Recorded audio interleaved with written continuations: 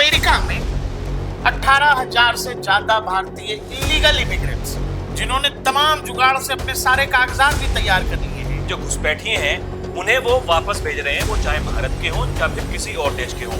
America बस इस आधार पर भेज रहा है आप इलीगली घुसे हैं, गैर कानूनी तरीके से घुसे तो आप जाइए, जहाँ के भी हैं जाइए। अपना अपना वोट बैंक है और वो सबको पता है कि भाई हमारे जो वोटर्स हैं वो किस कैटेगरी के हैं, वो कौन लोग हैं, वो सब कुछ बना चुके हैं। यहाँ का जो चुनावी प्रक्रिया है वो उसको प्रभावित करने की स्थिति में है, निर्णायक स्थिति में।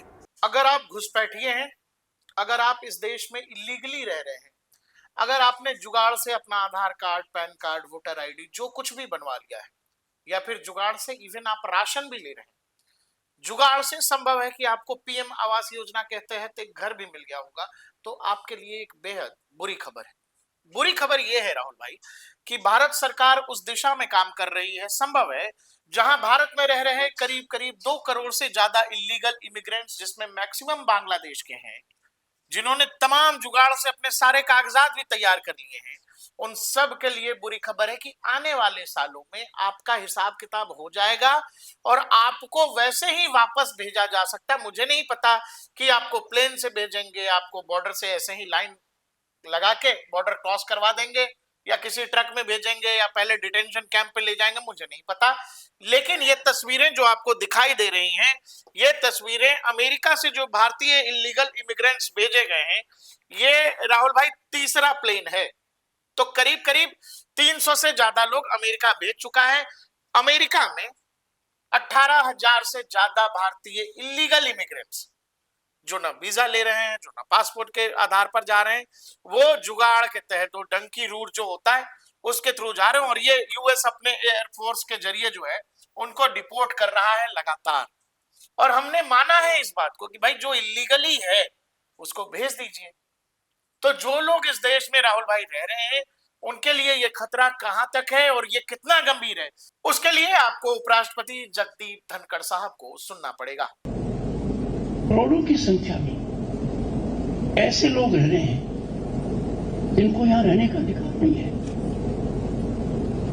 और वो रह नहीं रहे हैं, वो किसी न किसी रूप में अपनी आजीविका का सर्जन कर रहे हैं। They are making their livelihood here.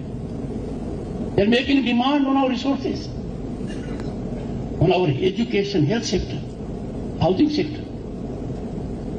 और अब तो बात आगे बढ़ गई है। They are intervening in our electoral process. हमारी प्रजातांत्रिक व्यवस्था के अंदर वो महत्वपूर्ण अंग बनते जा रहे हैं, निर्णायक अंग बनते जा रहे हैं। हम सबका कर्तव्य है कि हम देश में इस प्रकार की मानसिकता का विस्तार करें, एक ऐसे वातावरण और वायुमंडल का निर्माण करें कि हर भारतीय इस बात के लिए सजग हो जाए। जब दूसरा देश उन लोगों को यहां भेजता है अपने देश के कानून के हिसाब से, और वो लोग कौन है? हमारे उन लोगों को भ्रमित कर लालच दिखाकर, लोभ देकर उनको ठक्कर वहां ले गए। कुछ देशों ने पाया गलत है, वापस भेज दिया। परंपरा दशकों से चल रही है, और ये काम हम कब शुरू करेंगे? हर भारतीय के मन में यह प्रश्न आना चाहिए। राहुल भाई धनखड़ साहब साफ साफ कह रहे हैं, करोड़ों की संख्या में हैं, सब कुछ कर चुके हैं और यहाँ रह रहे हैं रोजगार के चक्कर में, इलीगली रह रहे हैं। भारत की डेमोग्राफी को एक तरह से बदल चुके हैं, और बदल वहां तक चुके हैं जहां वो निर्णायक भूमिका में है। कुछ इलाकों में जहां वो तय कर देते हैं कि देश के इलेक्टोरल प्रोसेस में वो किसके साथ है, कौन आना चाहिए और कौन नहीं आना चाहिए, ये भी वो इलीगल इमिग्रेंट्स तय कर रहे हैं। धनखड़ साहब साफ कह रहे हैं ये तो बहुत बड़ा खतरा है। अगर हमारे लोग कहीं दूसरी जगह हैं और उनको कोई देश डिपोर्ट कर रहा है, हमें उस रास्ते पर सोचना पड़ेगा प्रकाश भाई। और वो इसलिए, देखिए अभी तक भारत खुल करके कुछ देखिए बोल तो रहा था, लेकिन इतनी मुखरता से नहीं बोल रहा था। बीते कुछ दिनों में हमने देखा, जब से अमेरिका ने ये मुहिम छेड़ी है कि भाई जो घुसपैठिए हैं उन्हें वो वापस भेज रहे हैं, वो चाहे भारत के हों या फिर किसी और देश के हों, उसके बाद से आपने देखा होगा कि जो भारत के राजनेता हैं, खासकर जो बड़े नेता हैं, उनमें एक अलग सी जान आ गई है। वो इसलिए कि भाई जब अमेरिका इतनी बड़ी शक्ति जब इस काम को कर सकता है तो भारत क्यों नहीं कर सकता? भारत के लिए ये बहुत बड़ी समस्या है, लेकिन समस्या का निवारण इसलिए नहीं हो रहा था क्योंकि वो यहाँ पर आकर के उन्होंने आधार कार्ड बनवा लिए वो हैं, पैन वोट कार्ड बैंक बनवा बने लिए हैं, बैठे भाई, वोट बैंक बने हुए हैं। पॉलिटिकल पार्टियों और का वोट सबसे है। बड़ी बात यह है कि जब भी उनके खिलाफ कोई मुहिम चलाई जाने की कोशिश की गई, तब जो विपक्षी नेता हैं, जिनके वो वोटर्स हैं, वो खड़े हो जाते हैं उनके संरक्षण के लिए, उनके बचाव के लिए। और अब जब अमेरिका ने ये करना शुरू कर दिया है, तब तो बिल्कुल साफ है भाई, भारत के जो घुसपैठिए वहां पर अच्छा पहुंचे एक हैं, चीज बताइए, उनकी संख्या बहुत कम है। अमेरिका क्या धर्म देख के भेज रहा है? बिल्कुल नहीं। अमेरिका बस इस आधार पे भेज रहा है, आप लीगली घुसे हैं, गैर कानूनी तरीके से घुसे, तो आप जाइए, जहां के भी हैं जाइए। किसी भी देश की यही पॉलिसी होनी चाहिए। भारत इसीलिए चुप रह जाए क्योंकि वो किसी खास धर्म के हैं, किसी खास मजहब के हैं। नहीं नहीं, इनको मत छुइए, बहुत सेंसिटिव लोग हैं, एकदम मत छुइए। वही धनखड़ साहब कह रहे हैं कि उनके पास सब कुछ है, वो सब कुछ बना चुके हैं। यहाँ का जो चुनावी प्रक्रिया है वो उसको प्रभावित करने की स्थिति में है, निर्णायक स्थिति में।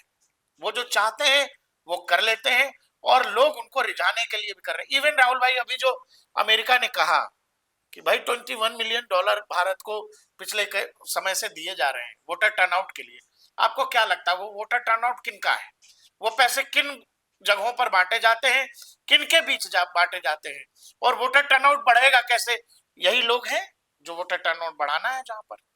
और वो अलग अलग, कोई एक पार्टी इसमें शामिल नहीं है, कोई एक नेता इसमें शामिल नहीं है, कोई एक एनजीओ इसमें शामिल नहीं है। ये अपने आप में बहुत बड़ी कड़ी है, नेक्सस है, पूरा पूरा पूरा नेक्सस जाल है, है।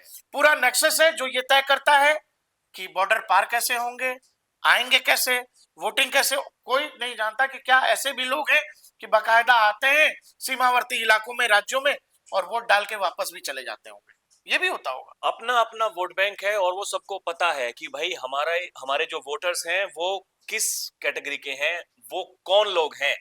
ये अपने आप में देखिए बड़ी बात इसलिए हो जाती है क्योंकि देश के उपराष्ट्रपति इस बात को बोल रहे हैं। और प्रकाश भाई, पिछले कुछ दिनों से आपने देखा होगा उपराष्ट्रपति जो जो बात कह रहे हैं, जो जो मुहिम वो लेकर के आ रहे हैं, उन्होंने देखिए चाहे वो न्यायपालिका की जो भूमिका है कार्यपालिका में, चाहे उसके ऊपर सवाल उठाने के लिए हो। उसके बाद में आपने देखा कि जो अमेरिका फंड कर रहा है भारत को, तब सबसे पहले उपराष्ट्रपति जी बोले कि भाई वो कौन लोग हैं, ये जो देश विरोधी ताकतें हैं, इनके खिलाफ कुछ ना कुछ करना पड़ेगा, यही राष्ट्र धर्म है। और अब धनखड़ जी ने अगर ये बात बोली है तो धनखड़ जी की बातों में कुछ ना कुछ तो वो वजन यही है। कह रहे हैं कि यही राष्ट्र धर्म है भाई। आपके यहाँ कैसे कोई दूसरे देश के लोग या दूसरे देश का सिस्टम आपके यहाँ के इलेक्टोरल प्रोसेस को अगर इफेक्ट कर रहा है तो कैसे कर रहा है? वो कमजोर कड़ी कौन सी है, वो तो आपको देखनी पड़ेगी, उस पर बात करना पड़ेगा। राहुल भाई, 2016 में केंद्र सरकार के मंत्री किरण रिजिजू की तरफ से एक जवाब में राज्यसभा में उन्होंने कहा कि भाई कितने इलीगल इमिग्रेंट्स हैं आप पर, आपके यहाँ। उन्होंने साफ साफ कहा था कि भाई 2 करोड़ बांग्लादेशी इमिग्रेंट। ये 2016 का आंकड़ा है, 16 का आंकड़ा। 2025 है, मतलब सीधा सीधा 9 साल। इन 9 सालों में ये आंकड़ा 2.5 करोड़ से 3 करोड़, 3.5 करोड़ भी हो सकता है। और आप एक देखिए, जो ये कह रहे हैं कि 2004 में जो ये आंकड़ा था वो इतने के आसपास था, और 16 आते आते 2 करोड़ हो गए। अब ये 2004 की अगर बात कर रहे हैं तो 2004 से लेकर के 2014 तक यूपीए की सरकार थी।